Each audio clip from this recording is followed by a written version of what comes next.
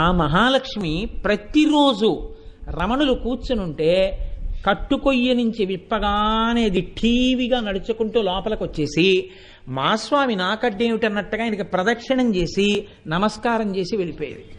ఆఖరణ దానికి ప్రాణోత్క్రమణం అయిపోతుంది. కొన్నాళ్ళు అయిపోయిన తర్వాత దాని శరీరం పడిపోతోంది. పడిపోతుంటే ఎవ్వరేం పెట్టినా తినేది కాదు. అలా పడుంటే వచ్చి చెప్పారు రమణులకి, ఏం తింటలేదండి, ప్రాణం పోయేటట్టుంది దానికని.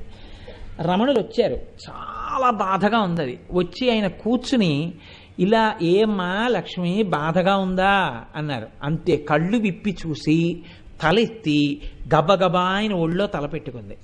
ఆయన దాని గంగడోలు నిమురుతో, ఏం బాధ లేదమ్మా, చక్కగా శరీరంలోంచి విడిపోయి నువ్వు అనంతమైన ఆత్మగా నిలబడిపోతావు, నీకేం బెంగలేదమ్మా అని ఇలా ఒళ్ళు తడుగుతుంటే అలా కళ్ళు విప్పి రమణుల వంక చూస్తూ సంతోషంగా ఆయన ఒడిలో